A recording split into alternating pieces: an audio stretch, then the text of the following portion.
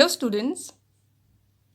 So now we'll learn about protozoan diseases. Protozoan diseases are caused by protozoans. Protozoa होते हैं single celled organisms that are eukaryotic. अब इनसे जो common diseases होती हैं वो कौन कौन सी हैं? फर्स्ट है मलेरिया. तो मलेरिया डिजीज़ का जो कॉजेटिव एजेंट है किसकी वजह से डिजीज़ है वो होती है, पैथोजन है इसका प्लाज्मोडियम. प्लाज्मोडियम की अलग अलग स्पीशीज़ होती हैं, उनकी वजह से होता है मलेरिया डिजीज़. अब ये कैसे ट्रांसमिट करती हैं? ये वेक्टर के थ्रू ट्रांसमिट करती हैं. वेक्टर कौन होगा यहाँ पर? Anopheles mosquito. अब प्लाज्मोडियम जो है जीनस, इसमें अलग अलग स्पीशीज़ आती हैं जो मलेरिया कॉज करती हैं. मेन 4 जो स्पीशीज़ है वो मलेरिया कॉज करती हैं ह्यूमंस में. फर्स्ट है Plasmodium vivax, Plasmodium falciparum, Plasmodium malariae and Plasmodium oval. इसमें जो प्लाज्मोडियम फैल्सीपेरम है, इससे जो मलेरिया होता है वो होता है सबसे ज़्यादा लीथल, हार्मफुल जो है वो ये वाला है. क्या कहते हैं इसको? Pernicious malaria. अब लाइफ साइकिल क्या होता है? प्लाज्मोडियम जो है प्रोटोजोन, इसकी लाइफ साइकिल में मेन जो स्टेजेस होती हैं 2 स्टेजेस होती हैं, और भी होती हैं पर जो मेन जो स्टेजेस हैं वो हैं स्पोरोजोइड्स एंड गैमेटोसाइट्स. 2 हैं स्पोरोजोइड्स एंड गैमेटोसाइट. जो इन्फेक्टिव स्टेज है, जो इन्फेक्शन कॉज करती है ह्यूमंस में एंटर करेगी, वो कौन सी है? स्पोरोजोइड. ये करती है रिप्रोडक्शन असेक्सुअल मोड से. फिर है गैमेटोसाइट्स, ये होती हैं सेक्सुअल स्टेजेस, ये रिप्रोड्यूस करती हैं सेक्सुअली. अब इसका लाइफ साइकिल कहाँ से स्टार्ट होता है?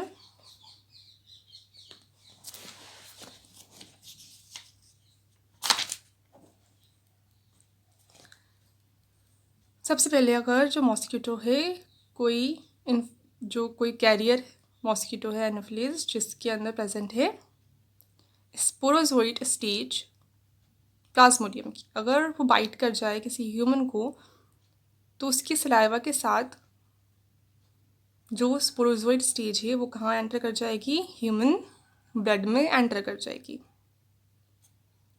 ठीक है. तो कहाँ पे प्रेजेंट होती हैं? सलाइवरी ग्लैंड्स में प्रेजेंट होती हैं स्पोरोजोइड स्टेज मॉस्किटो की, और इसकी सलाइवा के साथ एंटर कर जाएंगी ह्यूमन ब्लड में. अब वहाँ से ये कहाँ माइग्रेट करेंगी? फर्स्ट लिवर के अंदर.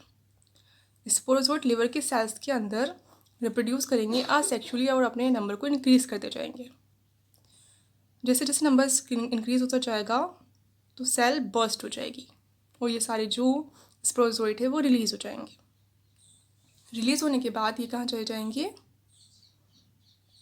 ब्लड में. होस्ट का जो ब्लड है, ह्यूमन होस्ट जो है, ये सारा प्रोसेस कहाँ हो रहा है? ह्यूमन में एंटर करके ये सारा प्रोसेस कहाँ होगा? ह्यूमन के अंदर होगा. अब ये इन्होंने लिवर सेल्स को बर्स्ट कर दिया और कहाँ रिलीज़ हो गई? ये ब्लड के अंदर अगेन रिलीज़ हो गए. अब ये ब्लड के अंदर एंटर कर जाते हैं आरबीसीज के अंदर. अब यहाँ पे भी ये असेक्सुअली रिप्रोड्यूस करेंगे और अपने नंबर को इंक्रीज़ करेंगे. अगेन ये आरबीसीज को बर्स्ट कर देंगे और रिलीज़ हो जाएंगे. अब इनकी बर्स्टिंग की वजह से क्या होता है? फीवर कॉज होता है. तो मेन सिम्टम क्या है? मलेरिया का फीवर प्लस आरबीसीज. जब अब रीज़न क्या होता है? आरबीसीज जब बर्स्ट होती हैं तो एक सब्सटेंस रिलीज़ होता है हीमोजोइन कॉज करेगा फिर फीवर को.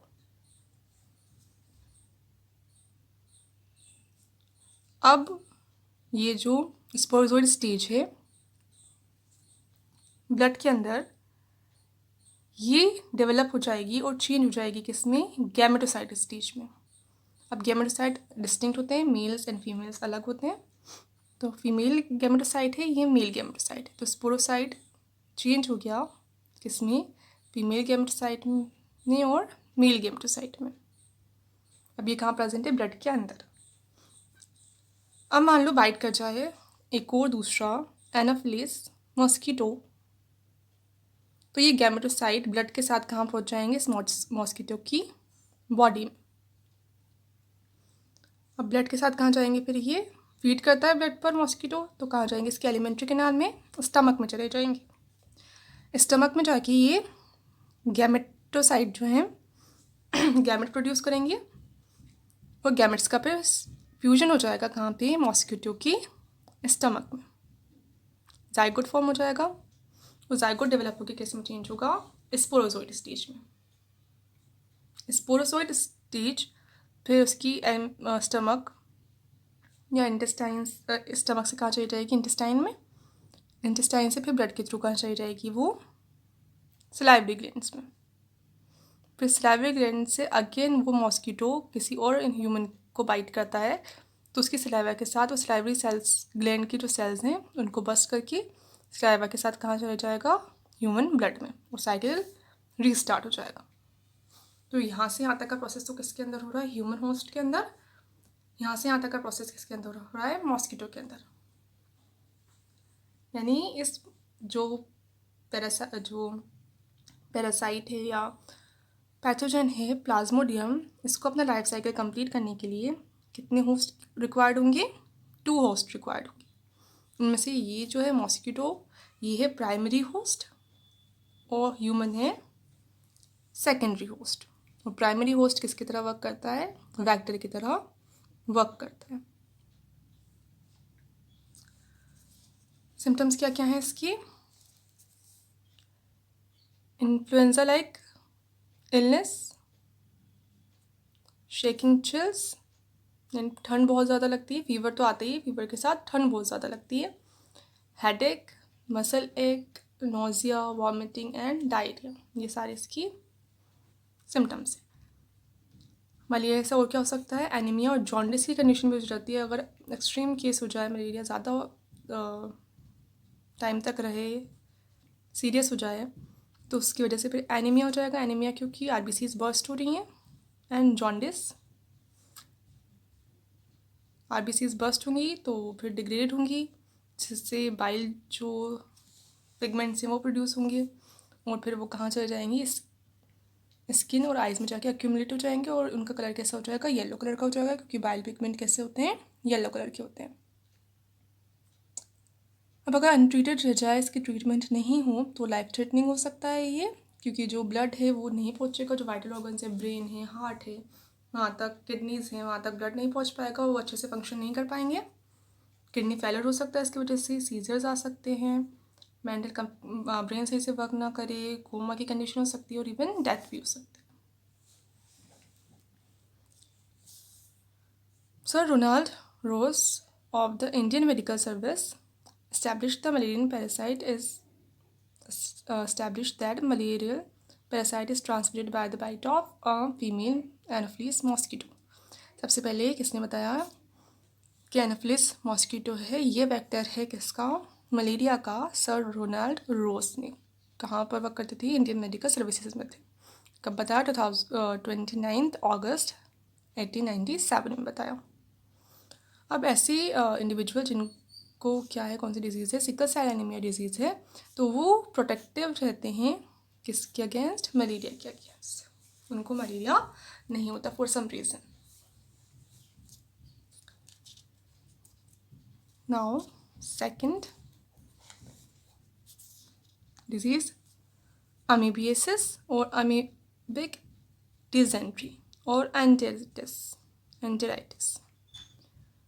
अब इसका पॉजिटिव एजेंट कौन सा है, किसकी वजह से होगी, एंट अमीबा हिस्टोलिटिका। जो कॉमन अमीबा स्पीशीज़ होती है वो फ्री लिविंग होती है, एक्वेटिक होती है, वो कोई भी डिजीज़ कॉज नहीं करती। डिजीज़ कॉजिंग कौन सी है, एंट अमीबा जो है वो है डिजीज़ कॉजिंग। कौन सी स्पीशीज़, हिस्टोलिटिका, एंट अमीबा हिस्टोलिटिका। कहाँ पर मिलेगी ये, ह्यूमन की लार्ज इंटेस्टाइन में चली जाती है इन्फेक्शन के बाद। इसका ट्रांसमिटिंग एजेंट कौन सा है, हाउस फ्लाई। वेक्टर कौन सा है इसका, हाउस फ्लाई। तो कैसे ट्रांसमिट करती है ये, फीसेस से, जो ह्यूमन फीसेस, इन्फेक्टेड ह्यूमन की फीसेस से जो हाउस फ्लाई हैं वो इस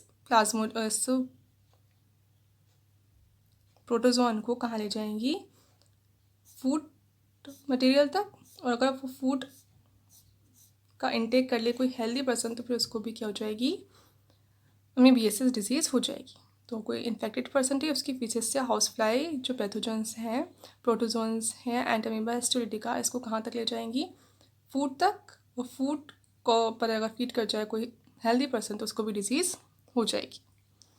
क्या क्या सिम्टम्स हैं इसकी? Constipation, abdominal pain, cramps, stool with excess mucus and blood clot, drinking water, eating food.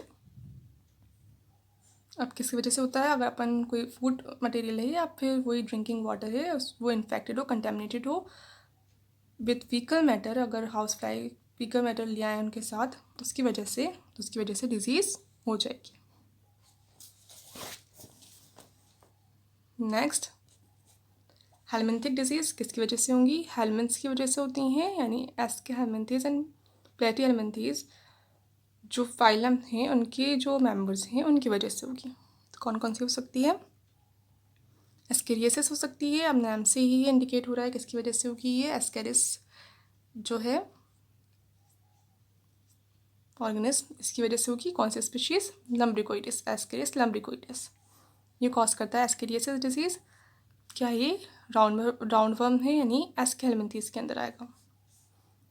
ये भी किसकी वजह से होती है? जो कंटेमिनेटेड वाटर है, वेजिटेबल, फ्रूट्स एक्सेट्रा, या सॉइल से एक्सपोजर हो जाए जो कंटेमिनेटेड हो वाटर, या प्लांट से एक्सपोजर हो जाए जो पीसेस के साथ कंटेमिनेटेड हों, जिसके अंदर क्या हो, पैरासाइट की एग्स प्रेजेंट हों, तो उसकी वजह से डिजीज़ हो सकती है। तो अगर पैरासाइट जो है इसका एस्केरिस लम्ब्रिकोइडिस, इसके एग्स अगर प्रेजेंट है किसी भी रिसोर्स में, वाटर में, फूड में, कोई वेजिटेबल है, फ्रूट है, या डायरेक्टली सॉइल से किसी भी रीज़न से एंटर कर जाएं ह्यूमन बॉडी के अंदर, तो कौन सी डिजीज़ हो जाती है? एस्केरियसिस डिजीज़ हो जाएगी। सिम्टम्स ये भी कहाँ प्रेजेंट होते हैं? एस्केरिस भी जो एलिमेंट्री कैनाल है वहाँ प्रेजेंट होते हैं ह्यूमंस की। माइग्रेट करते जाते हैं एलिमेंट्री कैनाल से, फिर अलग अलग ऑर्गन्स में चले जाते हैं। ह्यूमन के लंग्स में जा सकते हैं, हार्ट में जा सकते हैं, किडनी में जा सकते हैं। किसके थ्रू? ब्लड सर्कुलेशन के थ्रू। सिम्टम्स क्या क्या होंगे? इंटरनल ब्लीडिंग, तो ये डैमेज करते जाते हैं टिश्यूज़ को जिसकी वजह से ब्लीडिंग होती है। मस्कुलर पेन होगा, फीवर हो जाता है अगर आरबीसी बर्स्ट कर दें। इनका साइज़ बड़ा होता है इसलिए मेनली आरबीसीज़ को अफेक्ट नहीं कर पाते, मल्टी सेलुलर होते हैं। बाकी फिर भी किसी भी रीज़न से टिश्यू डैमेज कर दें तो फीवर आ जाता है, एनीमिया कॉज करते हैं और इंटेस्टाइनल पैसेज को ब्लॉक कर सकते हैं। एलिफेंटियासिस या फिर फाइलेरियसिस डिजीज़ किसकी वजह से होगी? ये फाइलेरियल वर्म वुचेरिया ब्रैंकोप्टाई की वजह से होगी। मेन इसकी वजह से ही होती है। अदर जो स्पीशीज़ है जो कंट्रीब्यूट करती है वो है वुचेरिया मलाई। इसका जो वेक्टर है वो कौन है? Queueless mosquito. इसके अंदर क्या होगा? क्रॉनिक इन्फ्लेमेंटेशन होता है, यानी बहुत टाइम तक बर्निंग सेंसेशन फील होता है जिस टिश्यू में ये प्रेजेंट है, वुचेरिया जिस टिश्यू में प्रेजेंट है उस वहाँ पर इन्फ्लेमेंटेशन कॉज करता है, यानी बर्निंग कॉज करता है। रेड रैशेज हो जाते हैं। मोस्टली कहाँ पे होगा? ये लिम्फेटिक वेसल्स में होता है, लोअर लिम्स की जो लेग्स हैं, लेग्स की लिम्फेटिक वेसल्स में प्रेजेंट होता है, या फिर जो जेनिटल ऑर्गन्स हैं वहाँ पर प्रेजेंट होता है और बहुत टाइम तक इन ऑर्गन्स में रह सकता है। कैसी डिजीज़ होती है? क्रॉनिक डिजीज़ होती है, बहुत लंबे टाइम तक चलती है। यानी ये जो है हेलमिन्स ये कहाँ रह सकते हैं? लोअर लिम्ब में या जेनिटल ऑर्गन्स में बहुत टाइम तक रह सकते हैं। और क्या कॉज करते हैं? फिर उसकी स्वेलिंग कॉज करते हैं, जिससे लेग्स हैं उनका साइज़ क्या हो जाता है? बहुत बड़ा हो जाता है, स्वेल होकर वो बहुत ही बड़े हो जाते हैं साइज़ में। तो फिर इसलिए इस डिजीज़ को क्या कहते हैं? एलिफेंटियासिस, यानी उनका साइज़ कितना हो जाता है? लाइक एलिफेंट लेग के जितना बड़ा हो जाता है, इसे कंपेयर कर सकते हैं। इतना बड़ा नहीं होता पर बहुत बढ़ जाता है। फंगल डिजीज़, रिंगवर्म्स डिजीज़ है। कौन कॉज करेगा इस डिज़ीज़ को? जो फंजाई होते हैं किस किस जीनस के? माइक्रोस्पोरम है, ट्राइकोफाइटोन है या एपिडर्मोफाइटोन है। इन जेनेरा के जो फंजाई हैं वो कॉज करते हैं रिंगवर्म डिजीज़ ह्यूमंस में। क्या होगा इसके अंदर? ड्राई स्केली लेशंस हो जाएंगी, मार्क्स हो जाएंगे, कट्स लग जाएंगे। तो कैसे होंगे? ड्राई होंगे, स्केली होंगी, तो इसमें इचिंग होगी on various parts of body such as skin में हो सकते हैं, स्किन या मेनली तो स्किन में ही होंगी, नेल्स में भी हो सकते हैं, स्कैल्प में भी हो सकते हैं। और क्या करते हैं? ये इंटेंस इचिंग कॉज करते हैं। Ringworms are generally require soil acquired from soil or by direct contact with contaminated article, अगर मान लो कोई इन्फेक्टेड पर्सन है, उसका यूज़ किया हुआ कॉम या टॉवल या कोई भी आर्टिकल या सब कोई भी चीज़ यूज़ कर ले हेल्दी पर्सन, तो उसको ये डिजीज़ हो सकती है। या फिर डायरेक्टली सॉइल में प्रेजेंट होगी ये फंजाई, तो डायरेक्टली सॉइल के कांटेक्ट में आने से भी ये डिजीज़ हो जाएगी। और ये कहाँ पे रहते हैं? फंजाई की ग्रोथ के लिए क्या चाहिए? Heat and moisture. तो बहुत जो बारिश के दिनों में ज़्यादा होती है डिजीज़।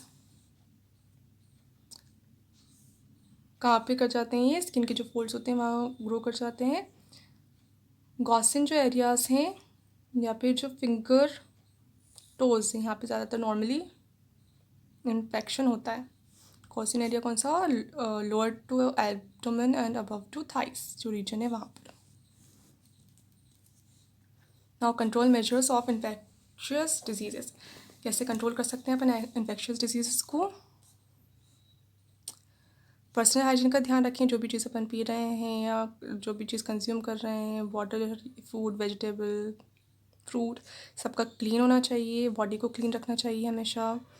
पब्लिक हाइजीन का ध्यान रखना चाहिए। जो वेस्ट है या एक्सक्रेटा है या कोई भी वेस्ट मटेरियल है उसको अच्छे से डिस्पोजल करना चाहिए, ऐसे ही नहीं फेंक देना चाहिए बाहर। जो वेक्टर्स बोर्न डिजीज़ होती हैं, यानी जो वेक्टर्स के थ्रू ट्रांसमिट होती हैं, लाइक मलेरिया, तो उनके लिए ये जो वेक्टर्स हैं इनको ही डिस्ट्रॉय कर देना चाहिए। इनकी जो ब्रीडिंग साइट्स हैं जहाँ पे ये रिप्रोड्यूस करते हों उनको डिस्ट्रॉय कर देना चाहिए। लाइक मॉस्किटो के जो लार्वा वो कहाँ प्रेजेंट होते हैं? वाटर में प्रेजेंट होते हैं। तो फिर वाटर रिसोर्सेज को ऐसे जो स्टेगनेंट हो, रुका हुआ जो पानी है, उसको बहुत टाइम तक रोके हुए नहीं रखना चाहिए। और नेट्स का, मॉस्किटो नेट्स का और रेपेलेंट जो क्रीम्स आती हैं उनको यूज़ करना चाहिए ताकि मॉस्किटो बाइट ना कर पाए। यहाँ पे फिशेस जो होती हैं गैम्ब्यूसा, इनको पॉन्ड्स में छोड़ देना चाहिए। पॉन्ड्स में भी एग्स ले कर देते हैं जो मॉस्किटो हैं, तो वहाँ पे भी लार्वा डेवलप हो जाते हैं और फिर हार्म कॉज करते हैं। तो इसके लिए जो पॉन्ड्स हैं उनमें कौन से फिशेस को लाना चाहिए? गैम्ब्यूसिया फिशेस को लाना चाहिए, जो क्या करती हैं कि लार्वा पे फीड करती हैं और लार्वा को ख़त्म कर देंगी। जो कूलर्स हैं, कूलर्स में बहुत टाइम तक वाटर को रहने नहीं देना चाहिए। रेगुलरली क्लीनिंग करनी चाहिए। इंसेक्टिसाइड्स को स्प्रे करना चाहिए। कोई भी डच है, ड्रेनेज एरिया है, स्वैम्प है वहाँ पर, ताकि जो इंसेक्ट्स हैं वो डिस्ट्रॉय हो जाएं। अगर कैसी एयरबॉर्न डिजीज़ है तो इन्फेक्टेड जो पर्सन है उसकी या फिर उसकी जो बिलोंगिंग्स हैं उनके कांटेक्ट में नहीं आना चाहिए। और अगर वैक्सीन और इम्यूनाइजेशन की कोई अदर मेथड्स प्रेजेंट अवेलेबल है उस पर्टिकुलर डिजीज़ के लिए तो उसको यूज़ करना चाहिए, फॉलो करना चाहिए।